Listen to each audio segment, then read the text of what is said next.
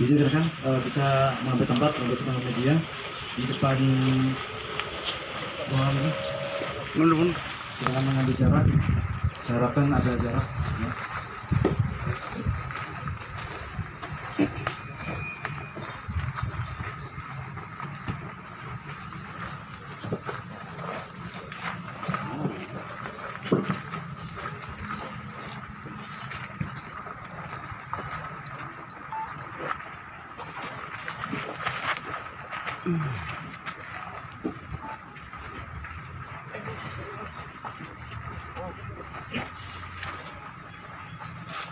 Mulai. Mulai muni, mulai. Ini kayak jawab langsung atau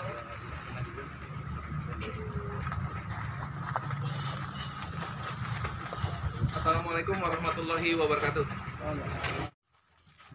Terima kasih rekan-rekan wartawan dan seluruh anggota bahwa pada hari ini, tepatnya kemarin, perkara yang sudah 2 bulan, pas 2 bulan, yaitu pada tanggal 20 Agustus tahun 2020, kejadian di mana seorang ditemukan mayat di jalan atas nama Demas Laira. Hari ini tepat 2 bulan, tanggal 20 juga, 6 tersangka berhasil kami tangkap. Dari hasil penangkapan itu, kami bisa membuktikan kaitannya kenapa korban dibunuh. Seperti yang saya ungkapkan sejak awal, bahwa meninggalnya rekan kita Demas Laira bukan karena profesinya sebagai wartawan.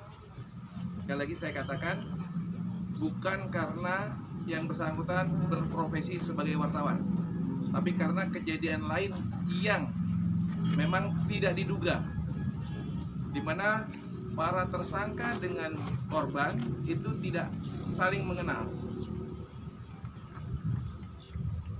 Secara singkat seperti ini.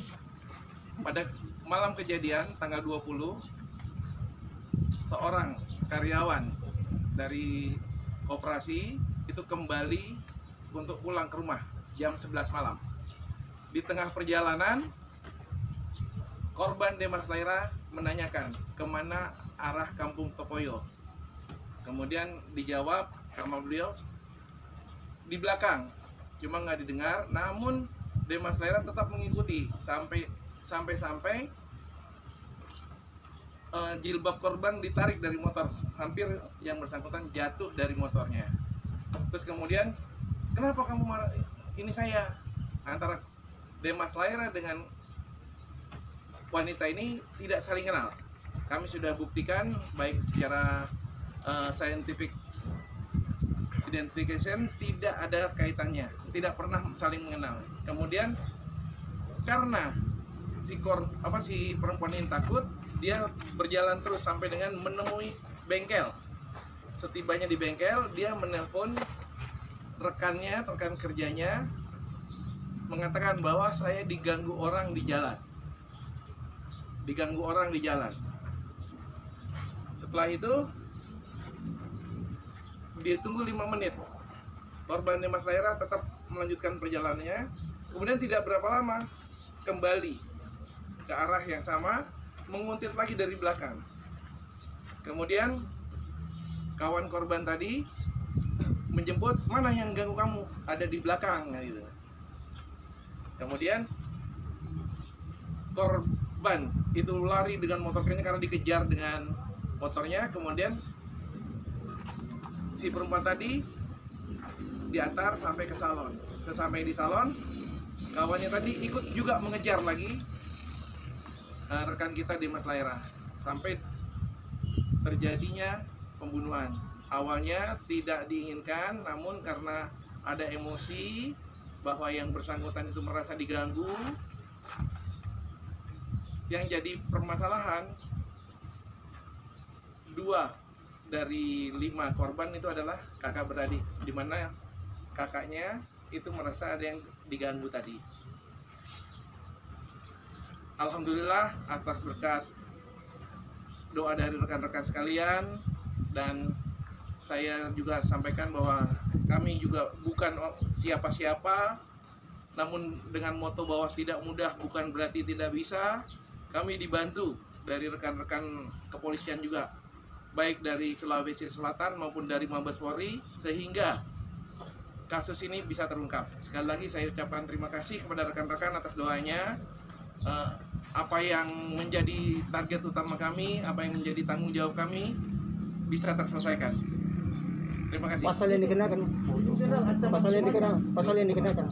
170. Ancaman berapa tahun? Ancaman di atas 5 tahun. Ini masuk perencanaan komandan atau tidak? Kalau ini tidak masuk perencanaan karena kejadiannya tiba-tiba. Kejadiannya tiba-tiba, yang saya katakan tadi. Kalau direncanakan beda.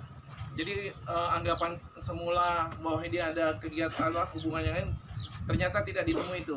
Alhamdulillah kita bisa ungkap semua. Apa masih ada tersangka lainnya? Ada satu tersangka lain yang kita tangkap di Gorontalo, tapi sekarang dalam perjalanan. Sekarang baru di Makassar, besok pagi kita bawa ke sini. Yang lain masih ada? Siapa tahu ada pengembangan lain? Insya Allah tidak ada. Jadi semuanya 6 tersangka sudah kami tangkap seluruhnya. Dan dari masing-masing tersangka perannya sudah bisa dibuktikan. Siapa yang mengejar, siapa yang memukul kepala, bahkan siapa yang menusuk sudah diakui oleh masing-masing. Dan dikaitkan juga dengan barang bukti. Kalau si wanitanya komandan diamankan atau tidak? Ada, kami amankan. Barang bukti apa saja yang diamankan? Barang bukti handphone, kemudian Bisa diangkat komandan. ini ada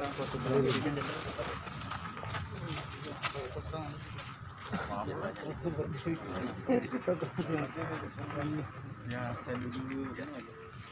Diangkat aja semuanya. nih, ini ada handphone, Ada beberapa barang bukti komandan. ada banyak juga ini. Ada handphonenya ada 1, 2, Ini kartu identitas. 3, 4, 5, 6, 7, 8 handphone. Ada motor korban dan juga motor tersangka, ya, yang digunakan. Kemudian ada 1 pisau yang untuk menusuk sedang kami ambil. Jadi sudah semuanya, insya Allah buktinya sudah lengkap. Yang informasi sebelumnya barang korban sempat hilang, apa sudah kembali? Barang korban Iya. sampai dengan saat ini Berupa HP. handphone korban tidak ketemu, Oh, tidak. belum ketemu. Jadi mereka juga tidak mengakui untuk mengambil pun tidak. Kronologis penangkapannya? Ya, Kronologis penangkapan bagaimana? kronologis penangkapan. Iya. Penangkapannya dilakukan oleh tim gabungan. Jadi kami setelah menemui barang bukti, setelah kita mengkaji baik secara saintifik maupun secara umum, kita sudah bisa menemukan, kita bisa menduga, kita ambil dulu beberapa orang dan kita tangkap secara bersama, baik yang di Gorontalo maupun yang ada di Mamuju Tengah ini. Sejak kapan ini komandan penangkapannya? Sejak kapan? Tadi malam kita lakukan bersama-sama. Jadi semuanya kita lakukan bersama-sama, termasuk yang di Gorontalo. Sekali lagi saya ucapkan terima kasih buat rekan-rekan wartawan dan teman-teman dari Polda Sulawesi Selatan dan yang dari Mabes Polri. Atas berkat bantuan beliau-beliau inilah kasus ini bisa terungkap. Maaf komandan, ini kan banyak tersangka. Nah, terus tempat tinggalnya berbeda-beda. Apakah mereka saling kenal atau bagaimana? Si pelaku ini semua? Tersangka ini keluarga, Oh, keluarga. masih keluarga. Jadi tadi ada rekannya yang diganggu, kemudian dia punya kekerabatan, ngumpul di satu tempat, diganggu, akhirnya mencari bersama-sama, begitu. Pisaunya di mana sekarang komandan? Sedang diambil di perjalanan. Dia di Gorontalo atau di Oh, di sini, di Mamuju Tengah. Di Mamuju Tengah. rumah? Ada di rumah, sedang diambil. Ini latar belakang si tersangka ini masuk pelajar atau tidak kan? Nah, ini dia, ada 2 orang kalau nggak salah ya. Ada 2 orang yang masih pelajar dan 2 orang masih sekolah di SMA. Jadi tetap untuk anak berhadapan dengan hukum akan kami, prosedurnya akan kami laksanakan. Berarti masing-masing ini pasalnya berbeda. Untuk pasalnya sama, cuma prosesnya yang berbeda, penanganan yang berbeda. Kalau anak di bawah umur pasti akan dilakukan prosedur yang berbeda. Ada lagi? Terima kasih ya. Terima kasih.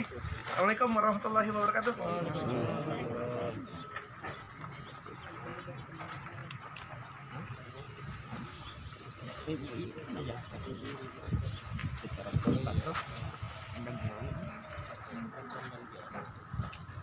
Yang SMA mana? Kamu berapa? Hah?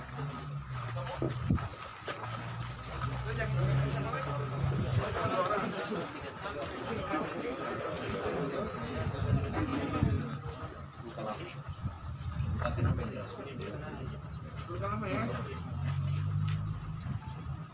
Yang namanya ini siapa? Oh, yang di bawah kakaknya ya? Adiknya yang mana? Enggak, yang sini mana? Adikmu?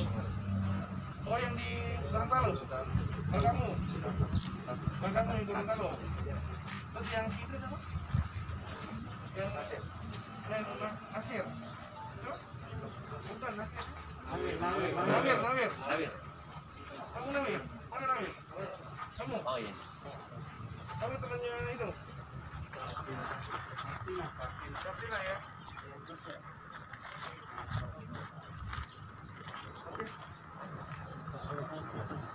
Oh, sos. Kau lihat. Ya, kau kan kiri kanan, kiri kanan.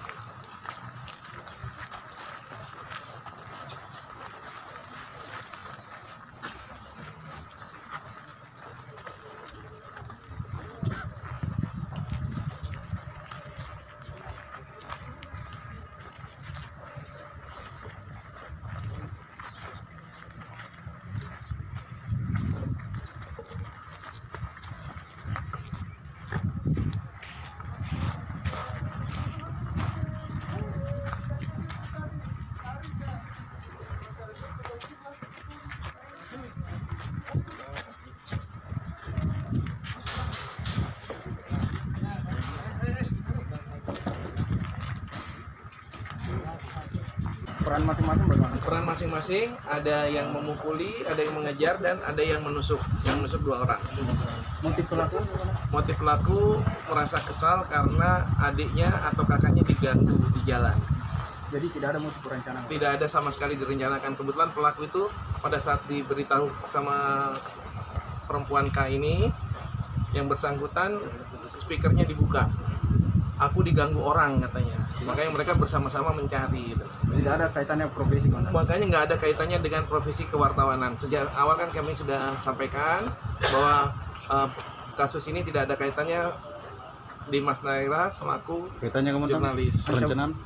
Ya? Kaitannya perencanaan? Perencanaan gimana? Perencanaan? Tidak ada. Kan saya katakan tadi dia spontan. Jadi pada saat dikasih tahu ada yang diganggu, mereka yang sedang kumpul di salon bersama-sama mencari yang mengganggu itu.